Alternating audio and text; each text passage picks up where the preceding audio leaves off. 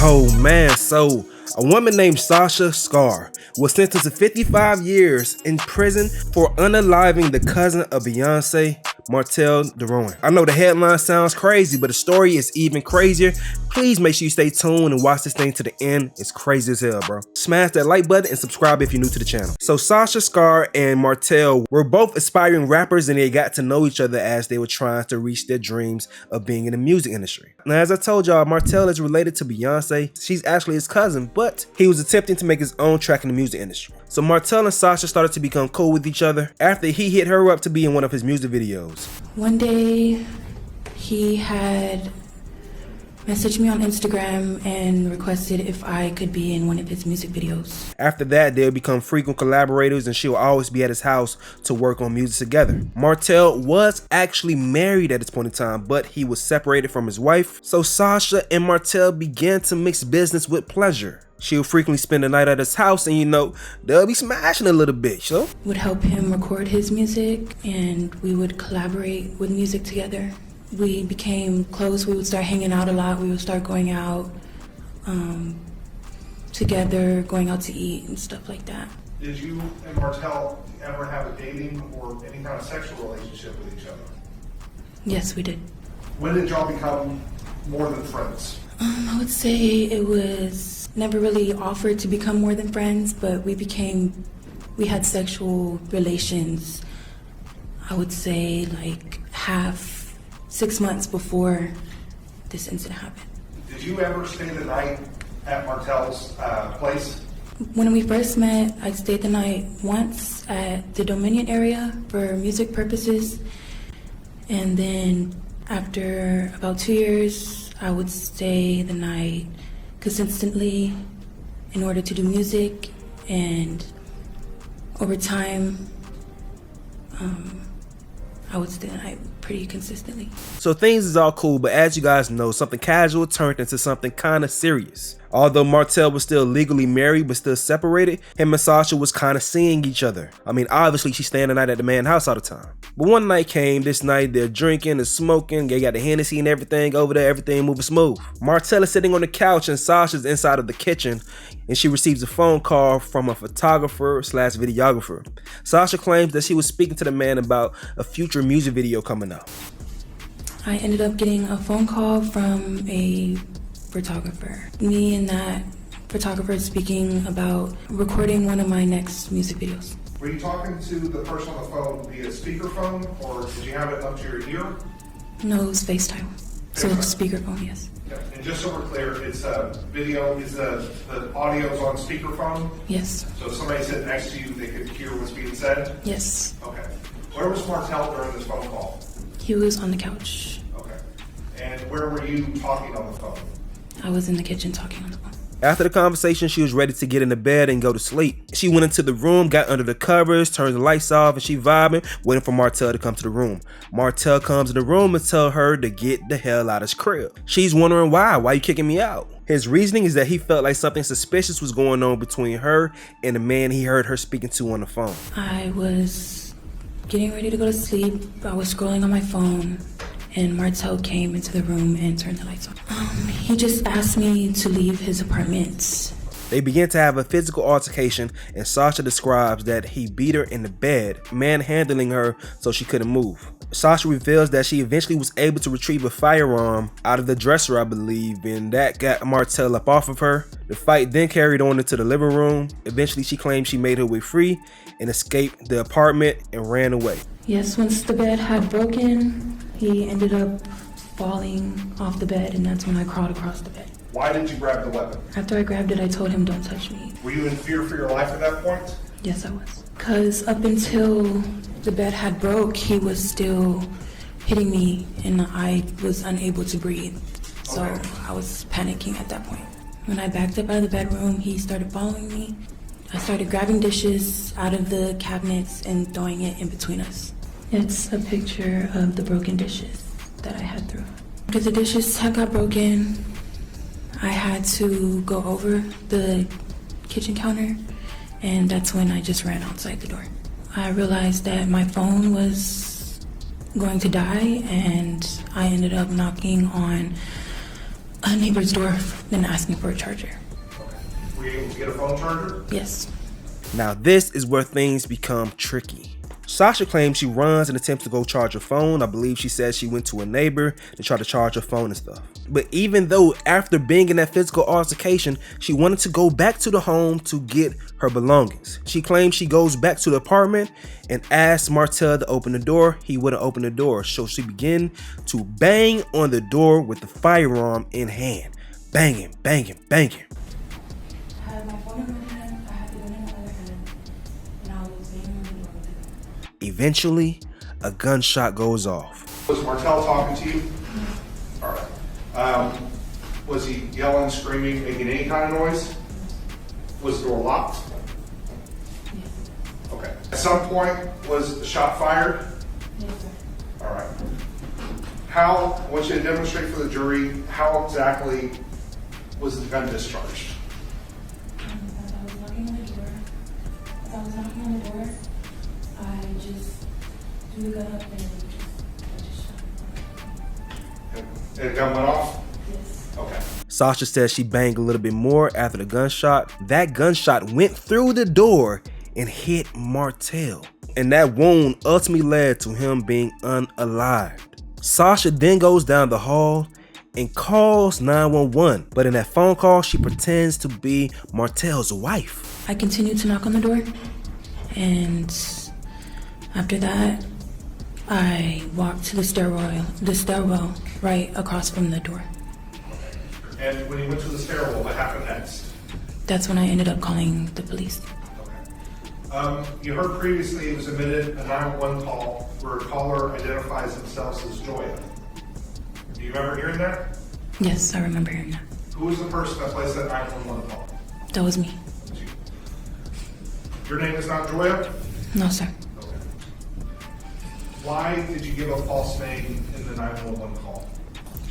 At that time, I really wasn't in the right mind, and I'm not really used to calling the police, so I felt like since that was his wife, I just felt like I should, I guess, present myself as her. San Antonio 911, this is Brooke. Do you need police, fire, or EMS? I need police now. To what address? It's 16735 O'Connor Road, not O'Connor, Rocking Terrace Parkway. 16735? Yes. Okay, is this a business? It's an apartment complex. What apartment number? She's 1605. Okay. 16735 Boston Terrace? Yes. Okay, and this is the tower? Yes. Okay, and your name? My name is Joya Duran. Okay, what's going on? I'm trying to get in my apartment, but I'm not able to get in. And I see like I'm just not able to get in. And I think my husband is injured. Your husband's hurt? Yes. Do you hear him? No, he's not responding, and I called him, and he's just not responding. And there's a hole in his door. What information the defendant got incorrect, or what misinformation the defendant provided to 911? Well, number one, she pronounced my name wrong. My last name is not Duran, it's Deruin. She spelled it wrong. My first name, you couldn't tell whether she was going to spell it with a G or a J. It's with a J. And then Martell was not 28, he was 34. Sasha then leaves and eventually finds out that she is wanted for the murder of Martell and eventually turns herself in. Now, Sasha was offered a 20-year plea deal. She declined it, and she took this to trial saying that it was self-defense and that she did an attempt to shoot through the door. While being questioned by her defense attorney, she said that she was just banging, attempting to get Martell's attention and didn't know that he was behind the door once the gunshot went off. But things went a little differently once she was under cross-examination by the prosecution. So at this point, when you are outside of the apartment, you have a gun in your hand, correct? And you have a cell phone in your hand, correct? Yes, sir. And you're able to find some sort of resource, a charging port to help you charge your phone, correct? Yes. So now the phone's working, correct? Yes. And we know the phone's working because you're able to make a call, correct? And you make a call to 911, correct? That was one of the calls that I made, yes. Yes. Now, it's your testimony that you went back to the apartment and started banging on the door again, correct? Yes. And you had the gun with you. Yes. So it is your testimony that you're so scared to death while you're in the apartment, you leave with a gun, and you come back to the same place where you're afraid, correct? Is that your testimony? Yes, sir. So instead of calling 911 and saying, hey, I've just been assaulted, I've just been choked, you didn't do that, correct? No, sir, I didn't. You had a gun in your hand and you could have found a safe place to remain and call police, correct? Yes, sir. Did you do that? No, sir, I didn't. After you call 911, or when you're calling 911, when we listen to the video or the recording, it's very clear that you have a concern for Martel, yes? Yes, sir. You're concerned that he is hurt, correct? And you are concerned, in fact, you described the bullet hole that we see, correct? Yes, sir. And you are concerned that a bullet struck Martel, correct? I'm not only concerned about that, I was just concerned about the whole situation. Now, despite having those concerns, you didn't say that to the 911 operator, correct? Correct. Okay. So forgive me, but from this end, it certainly seems like you're calling 911 just to get police out there, but you're not taking any accountability for what happened, correct? The gun being off. Correct. Okay. And you have an opportunity to tell the 911 operator immediately after it's happened, I've been choked, correct? Correct. I've been hit, correct? Correct. But you don't do that. No, sir. And forgive me, but from this vantage point, it doesn't make a lot of sense for somebody who's claimed to be so afraid for their life in an apartment to go back to the apartment and start knocking on the door. Can you understand why that doesn't make sense to me? Yes, I understand. And it's fair to say that on the 911 tape, you lied to the operator, correct? Correct. You had a concern that somebody you cared about was hurt, correct? Correct. And you lied about his condition, correct? Remember the phrase, you lied about your concern about his condition, correct? You knew a bullet went in there, but you didn't tell the 911 operator. I knew the bullet had entered the apartment. Right. And And you were concerned that he was struck by the bullet, correct? if he was, yes. And you didn't say that concern to the 911 operator, did you? I said that there was a hole in the door, yes. But it would have made more sense to say, hey, I accidentally shot a gun that went through the door. That would have made a lot more sense, correct? Yeah, it would have made more sense. So it sounds like at this point in time, you're making a decision with somebody that you care about, somebody that you're concerned that you may have shot, and you're not telling the full story to the 911 operator, correct? Correct. In fact, you're lying to the 911 operator, correct? Okay, so that's answered. Oh, that was cross-examination. You lied to the 911 operator, correct? I lied about my identity, yes. But you did not give the operator the full information, correct? You didn't tell the operator that you shot through the door. No, I didn't. So it'd be fair to say that about a significant event involving a gun, involving Martel, you lied. About somebody you cared about, you lied. He could have, we don't know, or let's say you had a concern that he was shot in another part of his body, you could have told 911, hey, this is what happened, gun went through, bullet went through. I'm concerned that he's really hurt. Steps could have been taken to save his life if he had been shot somewhere else, correct? Correct. Can you see from my standpoint, it doesn't necessarily see that you're terribly concerned for his safety. Well, I didn't necessarily lie about what happened. I just didn't say everything. That's fair. That's a fair point. You did not say everything. I submit to you. I submit this. You're not saying fully everything what happened on that night. You're saying portions of it. So as you described down here, you were on the floor of the courtroom, and you're describing how you're at the door, Markel's door, Gun is in your right hand, correct? Correct. Cell phone is in your left hand, correct? Correct.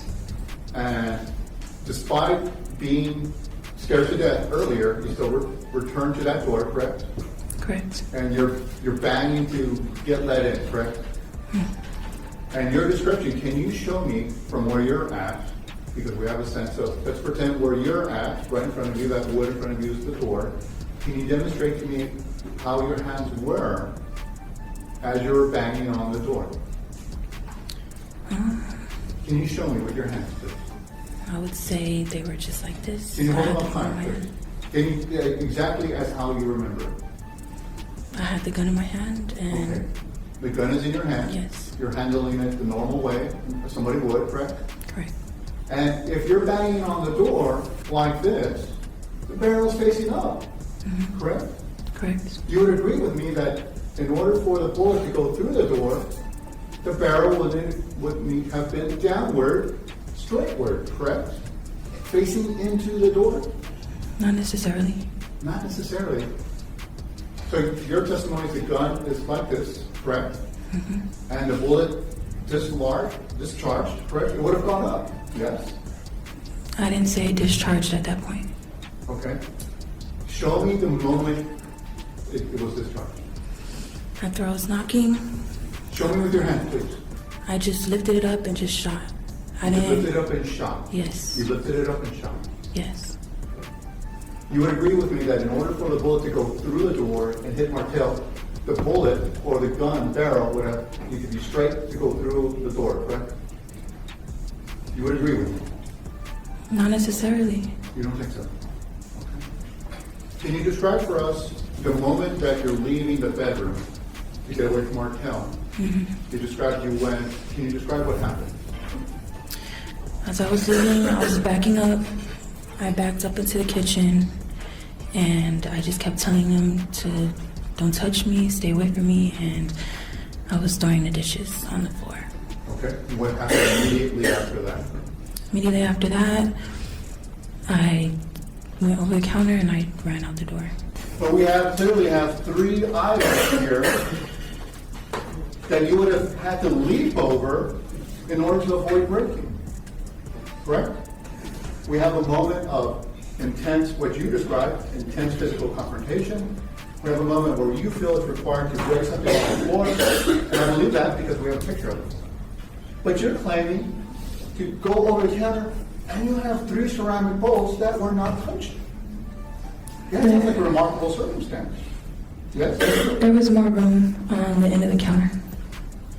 And you described Martel grabbed your stuff, gave it to you so you could get out. And you're fighting over your stuff, correct? He didn't give it to me, I snatched it from him. You snatched it from him. Yes. Well, your stuff looks remarkably well in place and well stacked and kind of cozied away. What you're describing is not supported by the photographic evidence. Well, my stuff was still there when I left. It's not indicative of you guys fighting over stuff. Even though Sasha was bold enough to take this to trial, even getting on the stand, it did not matter. The jury found her guilty for unaliving Martel DeRuin. We, the jury, find the defendant Sasha Skare guilty of the offense of murder as charged in the indictment. Since she declined a 20-year plea deal, it resulted in her being sentenced to 55 years in prison. We, the jury, having found that the defendant is guilty of the offense of murder, now return this verdict as to her punishment. 1. We assess her punishment at confinement in the institutional division of the Texas Department of Criminal Justice for a term of 55 years. In addition, we assess no fine. Signed, the presiding juror. Witnesses in the courtroom said she had little to no remorse. At the end of the day, although evidence may show that Sasha was in a physical altercation with Martel, once she left that apartment, she was no longer in fear of her life being taken away. So once she returned back to that apartment with the firearm, she then became the aggressor, and that led to the sentencing. Moral of the story is, ladies, always get the cops involved. Fellas, always get the cops involved. Anytime it's a physical altercation, immediately get the cops involved, let them sort it out, Somebody more than likely is going to be separated, getting taken to jail maybe, but that's the least you can do. It doesn't always work, but that's the least you can do. So that's the story of how a woman was sentenced to 55 years for unaliving the cousin of Beyonce, Martell DeRuin, and her name was Sasha Skare. Make sure y'all smash that like button, subscribe if you're new to the channel. Comment below what you think, and also let me know if you want more videos like these right here. I'm out.